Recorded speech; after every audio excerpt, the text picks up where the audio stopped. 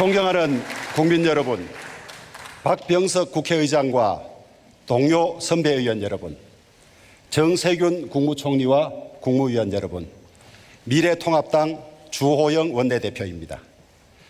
민주주의는 권력 분립과 법치주의가 그 근본입니다. 그런데 지금 우리나라는 권력 분립 원칙이 무너지고 법치주의가 훼손되고 있습니다.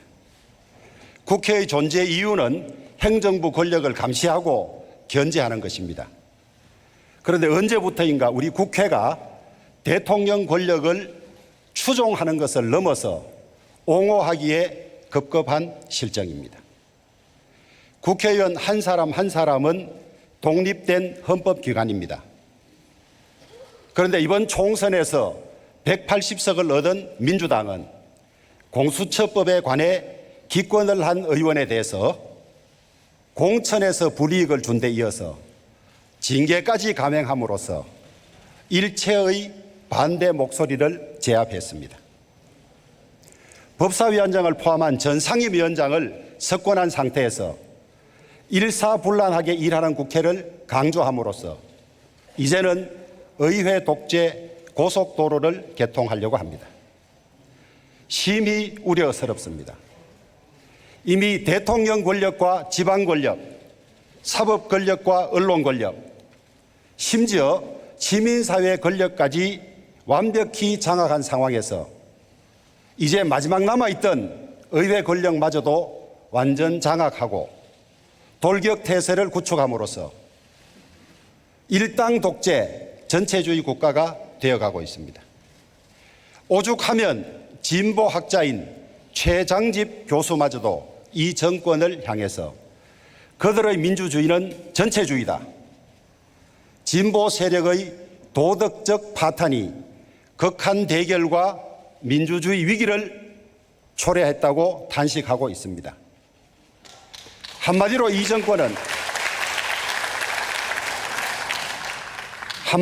정권은 도덕적으로 파탄난 전체주의 정권이라는 것입니다. 이런 상황 하에서도 대통령과 민주당의 김태년 원내대표는 기회 있을 때마다 협치를 강조하고 있으니 국민들은 혼란스러울 따름입니다. 대통령이 말하는 협치는 대통령과 민주당이 하는 일에 그저 반대하지 말고 찬성하는 것을 말하는 것입니까? 항우가 힘이 없어서 망했습니까? 뭐든지 힘으로 밀어붙이면 하면 국정 성과도 내고 재집권 기반도 쉽게 닦을 수 있을 것이라고 생각하시겠지만은 착각입니다.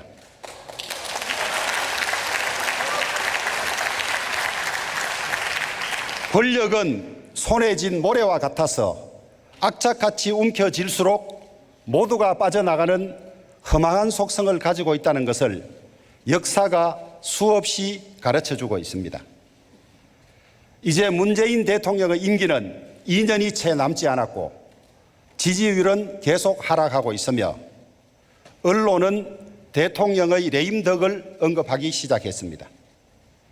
국민 통합을 위해서나 정권의 성공을 위해서라도 진정한 협치에 나서줄 것을 간곡히 충고합니다.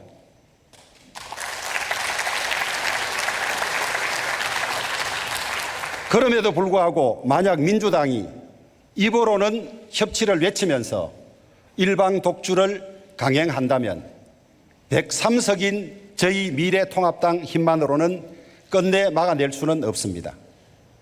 우이독경 막무가내인 문재인 민주당 정권의 폭정을 막아낼 힘은 결국 국민들밖에 없습니다.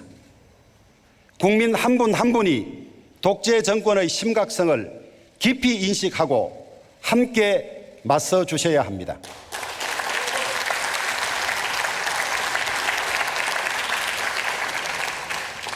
문재인 정권은 공정과 정의, 인권과 평등, 사법부 독립, 여성 친화 정책 등을 내세우면서 국민의 표를 얻어서 출범한 정권입니다. 그런데 과연 이러한 가치들이 이 정권에서 제대로 지켜지고 있는 것입니까? 조국 전 장관 일가의 부정비리와 그 수사 과정, 윤미향 전 정의원 대표의 위안부 할머니 후원금 관리 및 단체 운영의 실태와 그 수사 과정, 인천국제공항 비정규직의 정규직 전환 과정에서 드러난 불공정과 기회 박탈, 추미애 법무부 장관을 비롯한 여권 전반의 윤석열 검찰총장 핍박과 축출 시도, 김경수 지사, 은수미 시장, 이재명 지사의 재판 과정에서 드러난 봐주기 판결, 안희정, 오거돈, 박원순 등 민주당 출신 단체장들의 성추행 실상과 그 처리 과정, 이루 열거하기도 숨이 찰 지경입니다. 국민들은 이 정권의 위선에 대해서 큰 배신감을 느끼고 또 들통나도 당당한 몰염치에 분노하고 있습니다.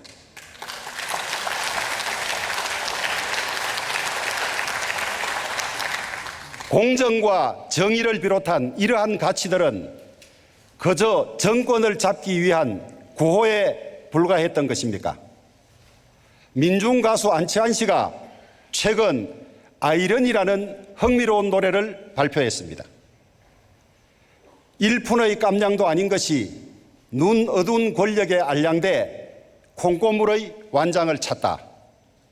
이 노래의 제목처럼 문재인 정권의 현실은 참으로 모순되고 아이러니하기만 합니다. 얼마 전 국민들을 향해서 욕설을 서슴없이 내뱉은 집권 민주당의 이해찬 대표님, 우리는 옳고 너희는 모두 그러다는 그 태도, 세상에 그런 오만이 어디 있습니까?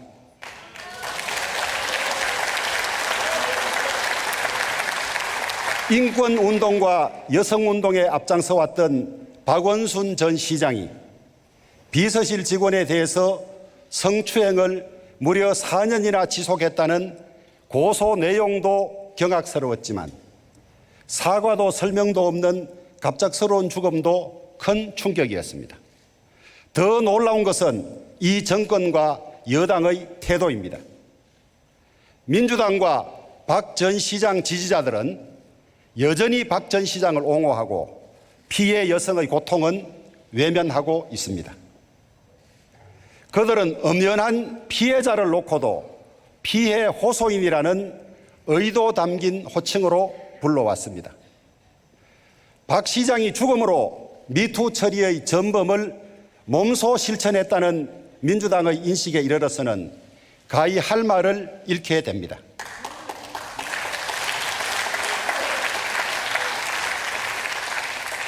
미투에 이르러서도 편을 가르고 진영을 가르고 있습니다. 피해자의 고통을 외면하면서 2차 가해를 서슴지 않고 있습니다. 김태년 원내대표께서는 피해자 보호와 진상규명 대책 마련을 위해서 노력하겠다고 하셨습니다. 국회 차원의 진상규명과 재발 방지 대책을 위한 특위 구성을 제안합니다.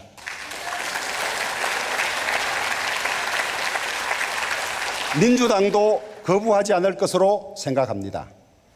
안희정 전 지사, 오거돈 전 시장과 박원순 전 시장까지 이어졌던 이러한 권력형 성범죄를 더 이상 용납해서는 안 되기 때문입니다.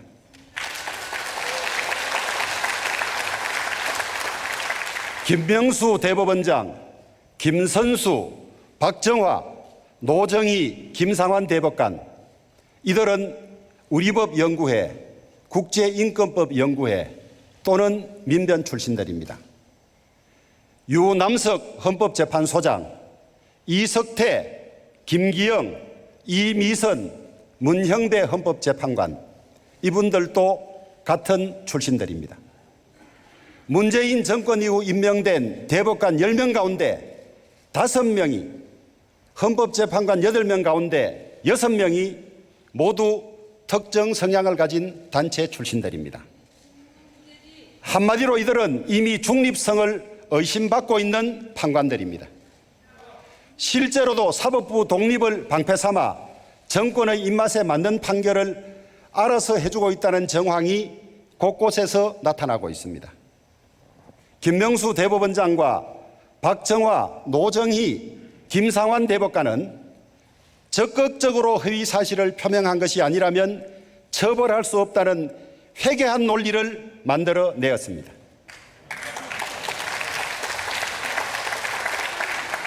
유남석 헌법재판소장과 이석태, 김기영, 이미선, 문형배 헌법재판관은 패스트 트랙 과정이 적법하다고 판단했습니다. 이미 예상되었던 일입니다. 앞으로도 예상할 수 있는 일입니다. 4.15 총선 직후 한 달간 전국에서 무려 125건의 선거 무효 소송이 제기되었습니다. 그 가운데 31곳의 선거구 투표함에 대한 증거 보전이 집행되었습니다. 그런데 아직 한 곳에서도 재검표가 이루어지지 않고 있습니다. 왜 이렇게 늦어지는 것입니까? 사법부가 권력에 장악된 것이 독재의 완성이라면 이미 우리나라는 독재 국가가 된 것입니다.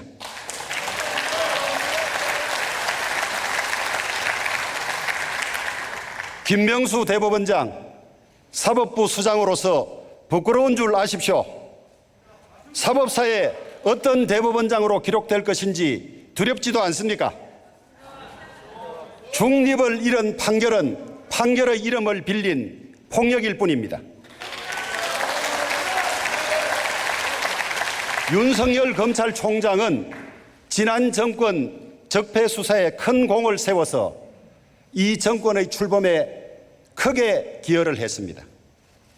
오죽했으면 대통령께서 우리 총장님이라고 각별한 애정까지 표시했겠습니까? 그런데 대통령께서 검사 윤석열을 잘못 보셨던 것 같습니다.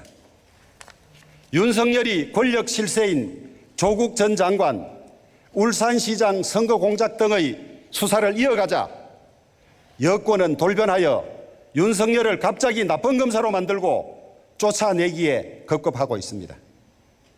추미애 장관은 연일 윤석열 총장을 찍어 누르고 대통령의 대학 후배 이성윤 서울중앙지검장은 믿는 구석이 있어서 그런지는 모르지만은 감히 검찰총장을 들이받는 집단 린치를 가하고 있습니다.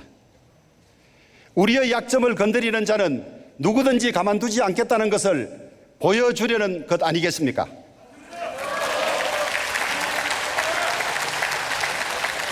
공권력의 최고 상징인 검찰총장을 전 국민들이 보는 가운데 이렇게 무지막지하게 핍박하는 정권이 이전에 또 있었습니까?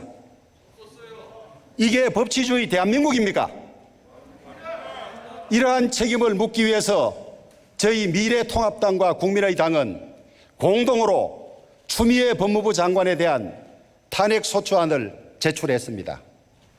이는 대한민국의 법치주의를 지키기 위한 것입니다.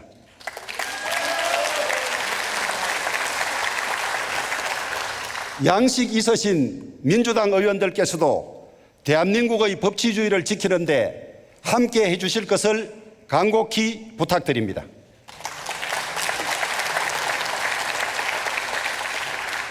존경하는 국민 여러분, 국민들은 대한민국 안보 정책의 내용에 관하여 알아야 할 권리가 있습니다. 지난 2018년 판문점 회담에서 문재인 대통령이 김정은 위원장에게 무슨 약속을 하였는지 우리 국민들은 아직까지 전혀 모르고 있습니다.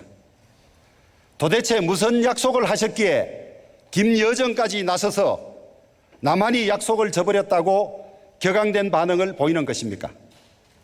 도대체 무슨 약속을 하신 것입니까?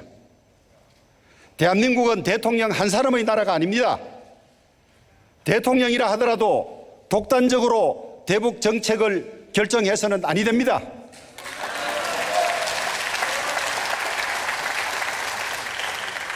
북한의 핵무장 강화를 외면하고 국가 생존을 위한 동맹 관리를 등한시하는 사이에 독도 상공과 제주 동남방 한국 방공식별구역에는 러시아와 중국의 군용기가 수시로 출몰하고 있습니다.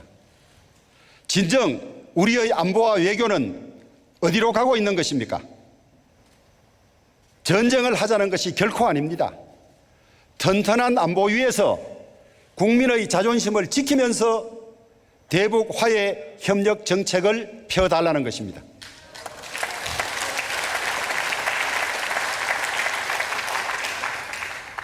지난 3년간 이 정권은 소위 평화 프로세스로 한반도에 진정한 평화가 온 것처럼 호들갑을 떨었습니다. 하지만 개성공단 남북연락사무소 폭파와 북측의 입에 담을 수 없는 조롱과 모멸로 그 허상이 완전히 무너져 내렸습니다. 북한의 남북연락사무소 폭파는 대한민국에 대한 공격 행위입니다. 이런 심각한 사안에 관하여 대통령께서는 겨우 실망스럽다는 말씀밖에 할 수 없으십니까?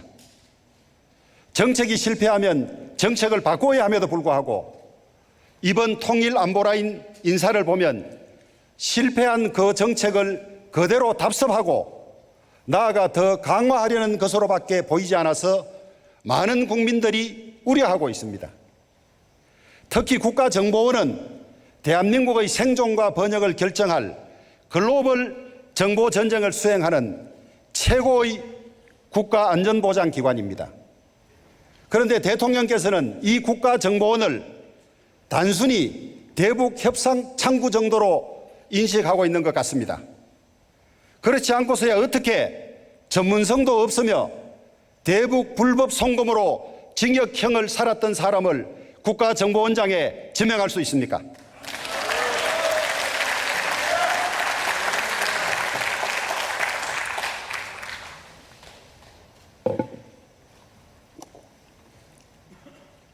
존경하는 국민 여러분, 문재인 경제는 코로나 이전에도 이미 실패했습니다. 코로나로 그 고통이 더 가중되었을 뿐입니다. 2016년 OECD 국가 중에서 9위였던 우리나라의 명목 성장률이 문재인 정부 3년 만에 무려 27계단이나 추락해 36개 국가 중에서 35위를 기록했습니다. 실업자 수와 실업률 모두 1999년 이후 최고치를 기록하고 있습니다. 국민 혈세와 미래 세대에 떠넘길 부채로 경제 실패를 땜질해 오고 있습니다. 급기야는 재정 건전성의 뚝마저 무너지고 있습니다. 문재인 정부 내 국가 채무가 370조가 급증하고 나라 곳간을 책임지는 기획재정부조차 이대로 가면 정권이 끝날 즈음에 국가 부채가 무려 1000조를 넘었을 것이라고 경고하고 있습니다. 올해 국가 채무는 이미 마지노선인 40%를 넘어서 43.5%로 급등하고 있습니다. 대통령께서도 민주당 대표 시절 국가 채무는 40%를 넘어서는 안 된다고 하시지 않으셨습니까? 그런데 지금 그 선을 한참 넘어버렸습니다. 앞으로 어떻게 하실 겁니까? 더 이상 막대한 부채를 다음 정부와 자식 세대에게 넘겨줘서는 안 됩니다. 이 정권은 2년도 채 남지 않았지만은 대한민국은 앞으로도 영원히 계속되어야 하기 때문입니다.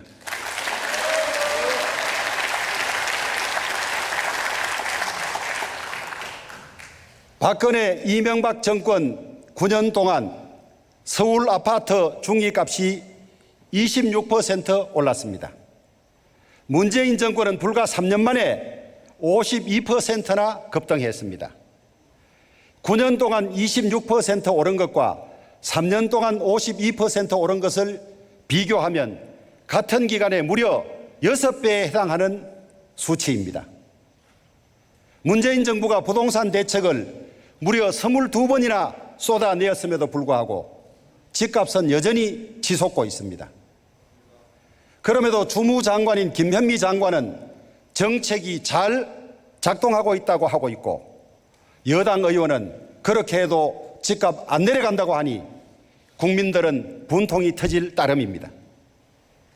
우리 서민들은 열심히 벌어서 내 집 한 채 장만하는 것이 평생의 꿈인데 집값은 급등하고 대출은 막아놓으니 이생진망이라고 절규하고 있는 것 아니겠습니까?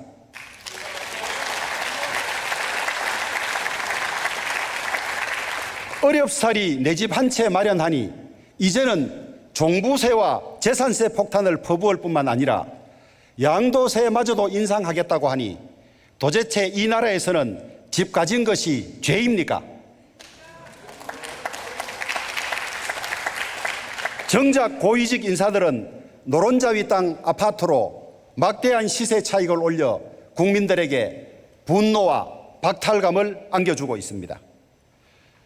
좋은 환경과 좋은 집을 원하는 보통 국민들의 정상적인 수요를 불온한 욕망과 탐욕으로 간주해 억제하려고만 하는 문재인 정권의 아집이 부동산 대책의 대실패를 가져왔습니다. 이념과 무능으로 시장을 이길 수는 없습니다. 이 정권의 정책은 규제 강화, 공급 억제 정책입니다. 규제 완화와 공급 확대 정책이 해결책입니다. 이렇게 집값이 폭등하고 있는데도 무엇이 잘못되었는지조차 모르고 있는 김현미 장관과 경제팀을 조속히 경질하고 대통령이 직접 국민들에게 사과해야 하지 않겠습니까?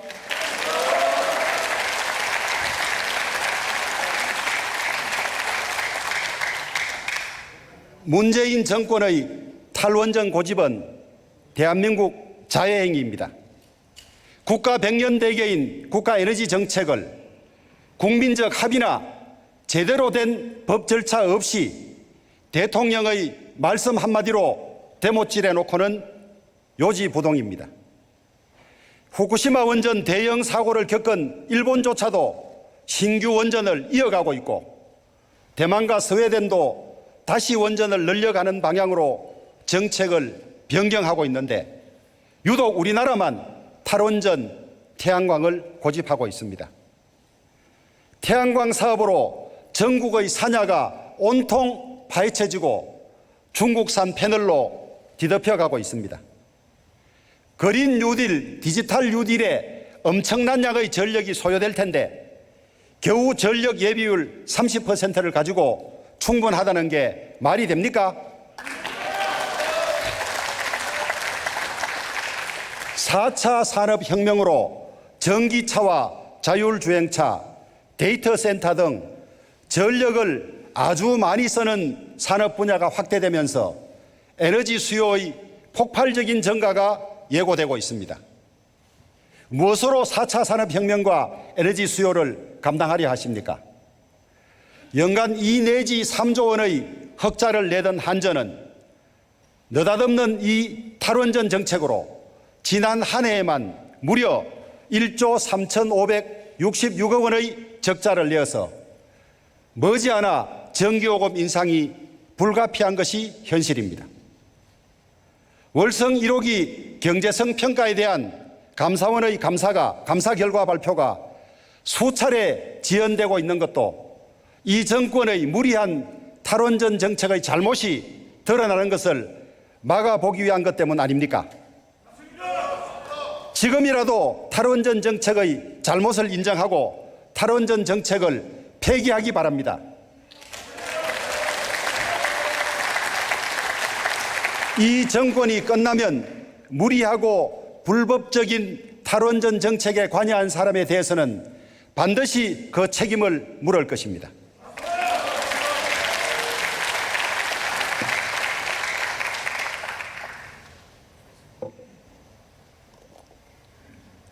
지난 6월 22일 인천국제공항공사가 보안요원 정규직 전환 계획을 발표했습니다. 2017년 5월 대통령께서 당선 사흘 만에 인천공항을 찾아가 비정규직 제로를 선언하면서 시작된 비정규직 정규화는 지금 우리 사회에 다시 공정과 기회평등의 가치를 묻고 있습니다.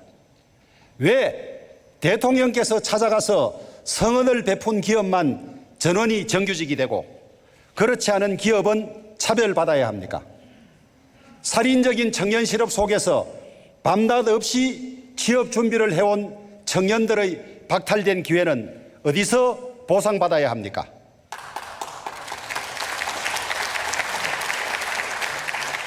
과연 대통령께서 이러한 문제들을 예견하고도 그렇게 하신 것입니까? 아니면 전혀 예견하지 못한 채 벌어진 일들이어서 당황하고 계신 것입니까? 정규직이 되는 비정규직이야 얼마나 좋겠습니까마는 세상이, 정책이 그렇게 단순하지 않다는 것을 진작에 모르셨습니까? 민주당은 수적 우위를 앞세워 무엇이든지 마음먹은 대로 하려고 일하는 국회를 주장합니다. 나라를 거꾸로 가게 하는 3년의 역주행에 이제는 가속 페달을 밟으려 합니다. 문제는 속도가 아니라 방향입니다. 민주당이 속도를 내세워 밀어붙였던 공직선거법 얼마나 허점투성이었습니까? 그러고도 느끼시는 바가 없습니까? 거수기 국회가 되기를 바라십니까? 1987년 헌법재판소가 시작된 이후 지금까지 우리 국회가 만든 판결 중 위헌 판결이 무려 350건이나 나왔습니다. 지난 4년간에도 위헌 판결이 45건이나 나왔습니다. 우리 국회는 한 달에 한 건꼴로 위헌 법률을 만들고 있습니다. 우리 국회가 참으로 부끄러워하고 반성해야 할 대목입니다. 저는 예산결산특별위원회와 같은 법제특별위원회를 만들어서 우리 국회가 위헌심사와 입법충돌방지심사 그리고 규제심사를 훨씬 더 강화해야 된다고 생각합니다. 국회의장 산하에 체계자구심사기구를 두자는 것은 국회의원의 고유 권한인 입법심사권의 본질을 침해하는 매우 잘못된 발상입니다.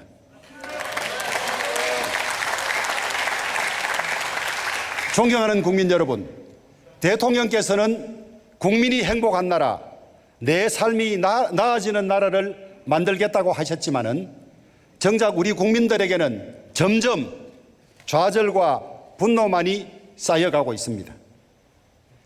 대통령 취임사 중에 유일하게 지켜진 것이라고는 한 번도 경험하지 못한 나라뿐이라고 국민들은 냉소하고 있습니다. 문재인 정부가 지난 3년 문재인 정부가 한 지난 3년의 위선을 모두 벗겨내고 이제 저희가 제대로 된 나라 대한민국을 만들어 가겠습니다.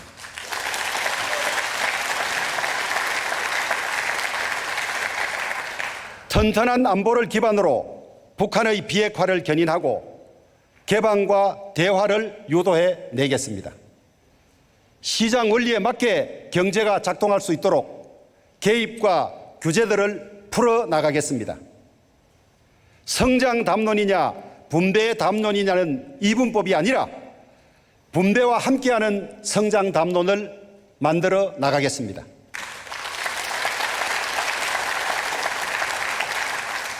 우리 서민들의 내 집 마련 꿈 저희들이 지켜나가겠습니다.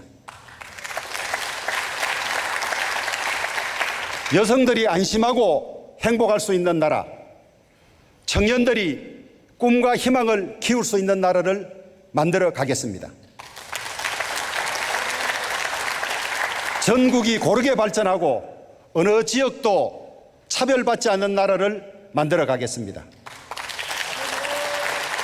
모든 사람이 평등한 기회를 얻고 노력한 만큼 성취할 수 있는 나라를 만들어 가겠습니다.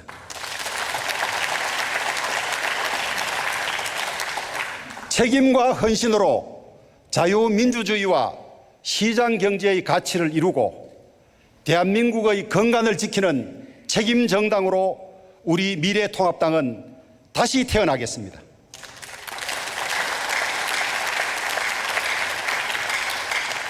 존경하는 국민 여러분, 지켜봐 주시고 성원해 주시기를 간곡히 부탁드립니다. 경청해 주셔서 감사합니다.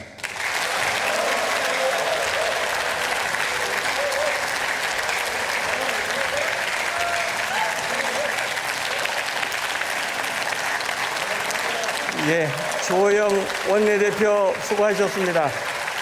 오늘 회의는 이것으로 마치겠습니다. 탄핵을 선포합니다.